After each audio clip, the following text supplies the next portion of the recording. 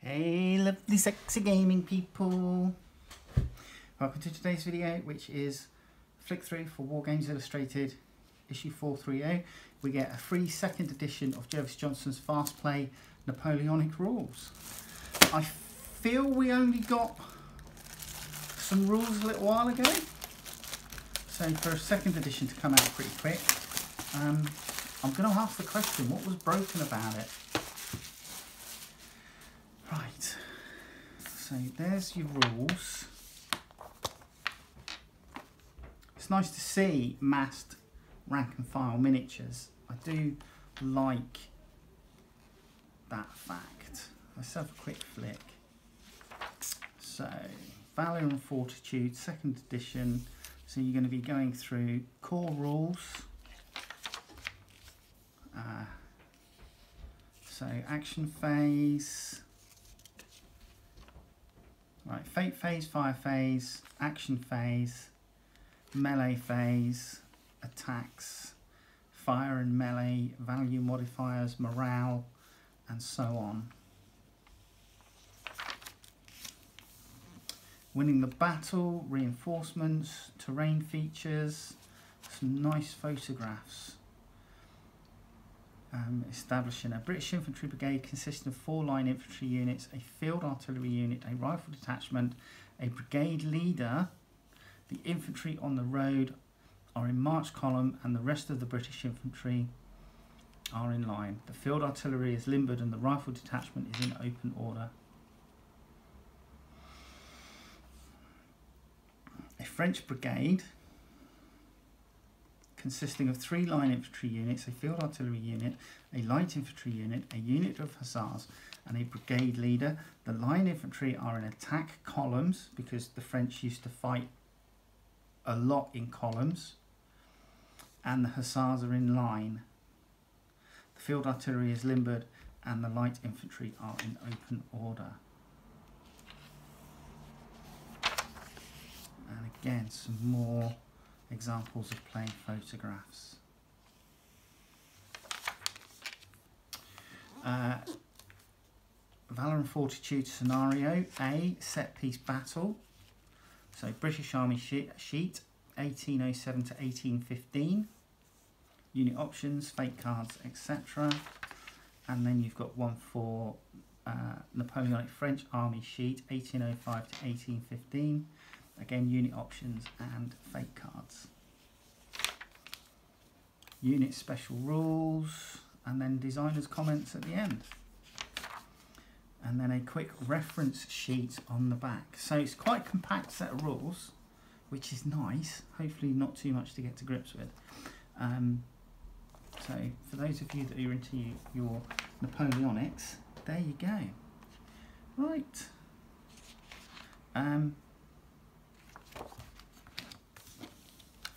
Let's crack on. So, subscriptions and observation post. Rules, supplements, figures, terrain, hobby gear and more. A War Transformed, World War I on the Doggerland front. A War Transformed is a chunky hardcover book that is big in size, ideas and ambition.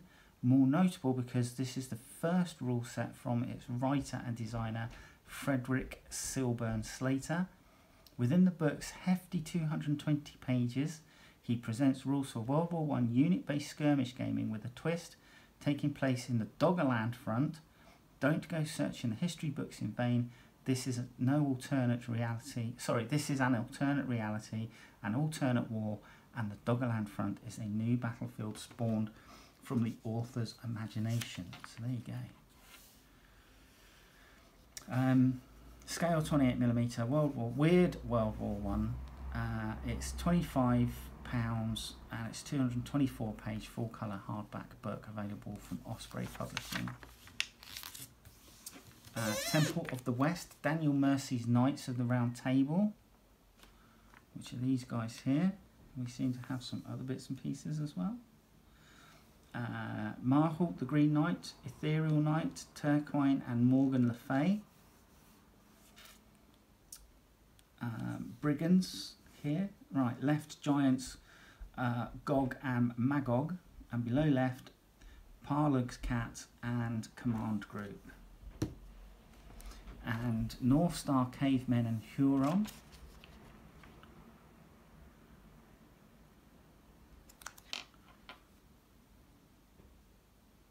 So these look quite cool. We've got some Indians down the bottom here as well. But even with a quick paint job using Army Painter Speed Paints, the Cavemen look excellent. So there you go. Henry Hyde, Martinstadt 1744, a Wars of the Faltenian Succession Imaginations Diary.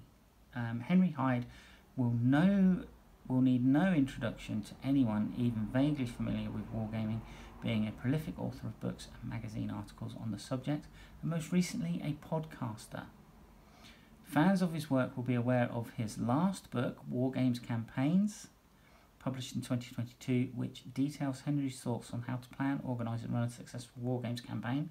For his next venture, Henry wanted to demonstrate the workings of a real Wargames campaign and the results of Martinstadt 1744. So that's it's a non-specific scale, horse and musket, £30. It's 104 page A4 full colour hardback book and PDF. Available from Amazon.com for the hardback and payhip.com for PDF. Right, Release Radar. This is the bit I really look forward to.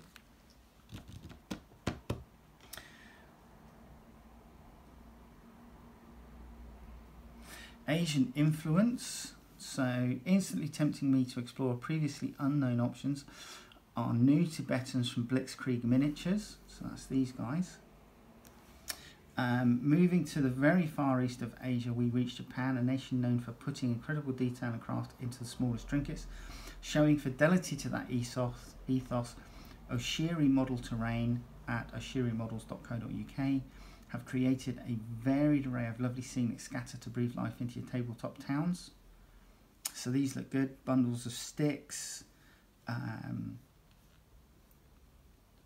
wattle barricades by the look of it. We got clay pots with lids, bathtub with a lid, or a storage tub, storage barrel. We got some lovely other bits and pieces.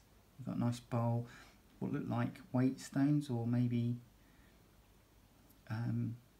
grinding stones. River Deep Table High. While you enjoy the earworm, I'm checking out the new modular river set from Archon Studios Dungeons and Lasers. So that's this. When dressing your gaming tables, what would be better than a table dressed for a feast? The latest 28mm resin set from Irongate Scenery, irongatescenery.co.uk, includes 2 rectangular tables, 1 round table, 4 benches and 2 chairs. So that's nice. And then, from medieval tables to a galaxy far, far away, Vando's Garage from Imperial Terrain, imperialterrain.com, is an STL file for sci-fi tabletops.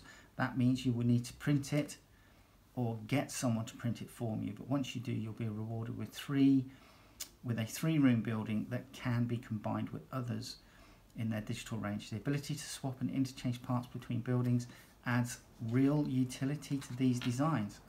And the force is so strong in these that you'll soon be able to work out who shot first.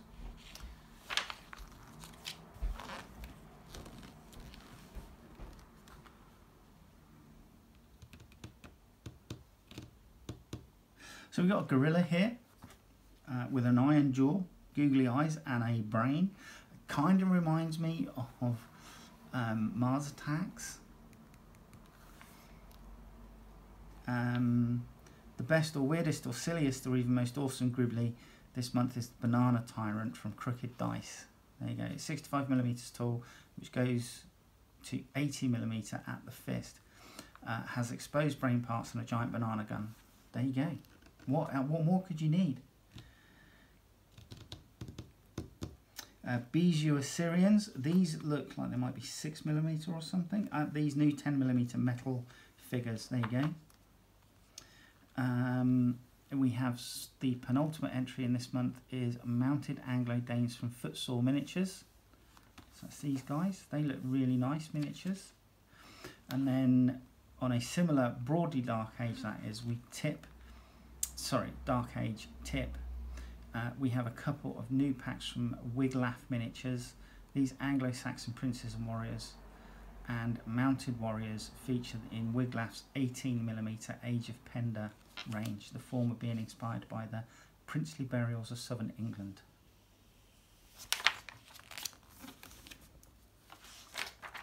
Quick fire, here we go. Short, quick read posts from WI readers about their hobby projects, notes and news and observations. Thoroughly enjoyable issue. So somebody just obviously writing in about one of the previous magazines. Right, waste nothing. Using sprues for scratch buildings has been a mainstay of modelling since I first started in the 1970s. And since the introduction of 3D printed miniatures, I've noticed the supports for printed miniature can be great additions to the converter's toolkit. I've used them for bottles, cups, fishing rods, and here as railings on the recent Cruel Seas S-boats, which came with White Dwarf 427. So there you go. If you're a resin printer, a use for your supports. Valour and Fortitude on campaign. So here we go. James chats with Jervis Johnson and the Perrys about Valour and Fortitude 2nd edition, the Peninsula War campaign they ran during playtesting, and what's ahead for this versatile rule set. So a nice interview there with those guys. Nice board. I do like seeing really nice gaming boards set up.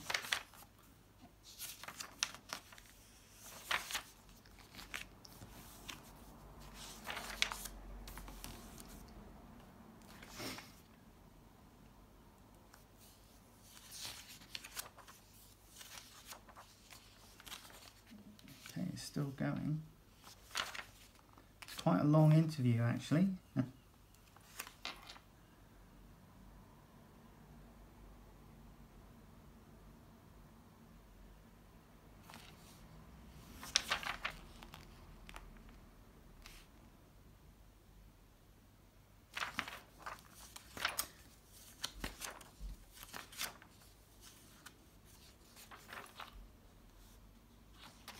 I'm missing something here.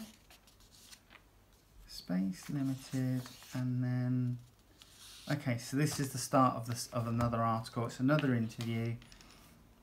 A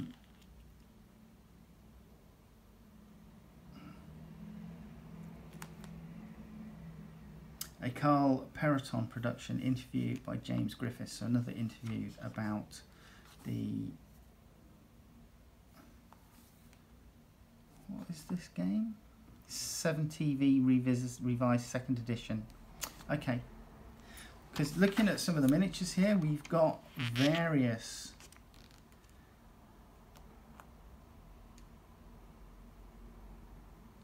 characters like this guy here. It says Grizzle's Veteran. That's clearly George Peppard as Hannibal Smith. Final Girl, this looks like, I mean, it could be Buffy, but she also looks a little bit like Rose Tyler. This is clearly the monster from It.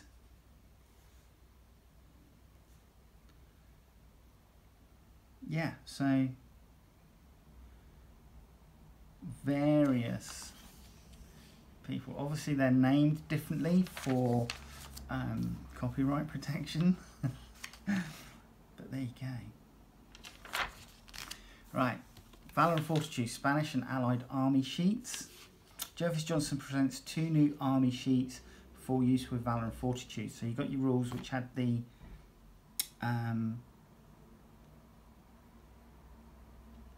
French and English armies, an example armies in each. So this looks like a Spanish army sheet. And then British and French Allies army sheets. So I'm assuming that could be people like the Prussians, I should say, and like the Dutch, etc. King's German Legion as well, KGL. First core, return to a town called Trinity. Great Western style buildings here in MDF. A very fierce and hot dispute. So this is the Battle of Maidstone, part 2 from the previous issue. In last month's magazine, the man behind the bloody miniatures, Richard Lloyd, presented the history of the little-known English Civil War battle. He now provides the wargaming angle on this battle that was a fierce and hot dispute. So this is nice. The board setup is exquisite. I love this. The church on the hill as well.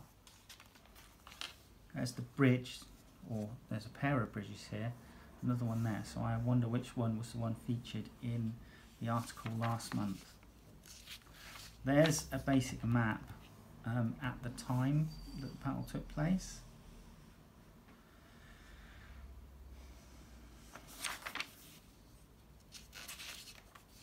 So yeah, nice little article on wargaming that scenario. BritCon 2023. We talked to Tim Porter from the British Historical Game Society and get his insider view on BritCon's sophomore year being held in the lead or in the lead belt. So another interview. Obviously this is a convention that was held, BritCon. Again, looking at some really great boards, lovely boards that have been made up.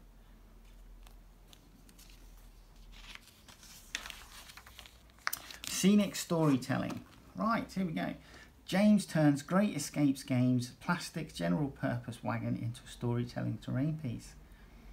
So there you go. Here is one of the 28mm wagons that were mentioned in last month's release radar, I believe.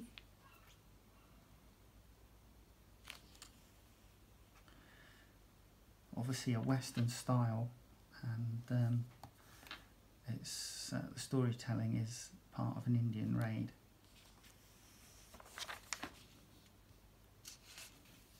But you get a step-by-step guide on how he did the diorama, the little vignette.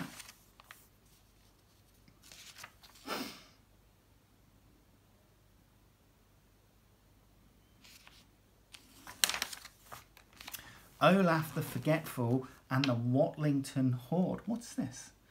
Ryan Lavelle presents a lion rampant scenario in which the absent-minded 9th century Viking searches for his treasure while behind enemy lines. So a little fun skirmish game. I don't imagine, from the size of this board, I don't imagine the forces being particularly large. Olaf the leader. Treat Olaf as the leader of the band. Give him the same attributes and, barring a lucky blow, treat him as an extra leader in that respect. Olaf will be the last to go from the unit, which means that a leader in Olaf's unit will lose his top billing when it comes to protection. Historicon 2023 painting competition. Wow.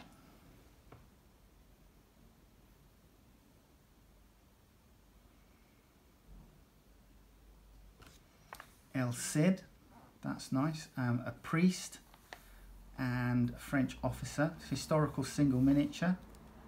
Commended entries. So left to right, Kurt Nisbal, Panzer Ace. Moorish Banner, that one. And Spanish Guerrilla. And then we have, this looks like it's Adeptus Titanicus, but it's called Exemplus Arcadius, Arriva Titan. Loving that they've put like a doll's face on the head where the Titan's head would be. Ludwig German Mech. Now this, I'm assuming this is Conflict 47. And then Khorne Jackals. So I think that might be Warhammer 40k or Necromunda.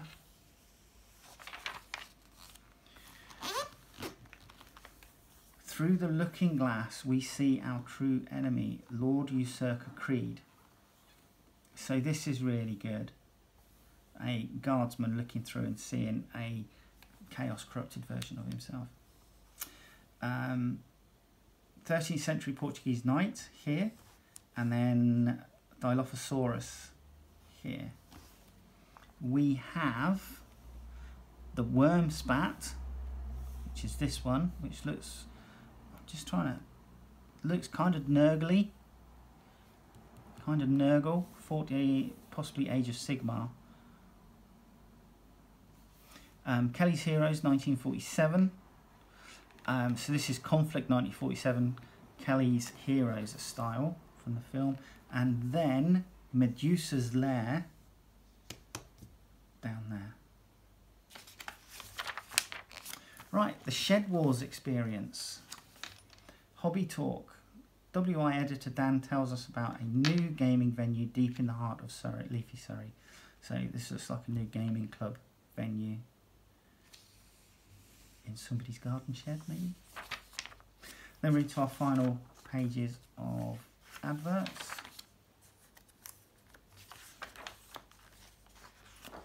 And then that's your lot. So I hope you enjoyed that quick flick through for Wargames Illustrated 430, and hopefully you'll join me in the next video. Please like, share and subscribe. That'd be really great to help out the channel. Alright, take care. Bye bye.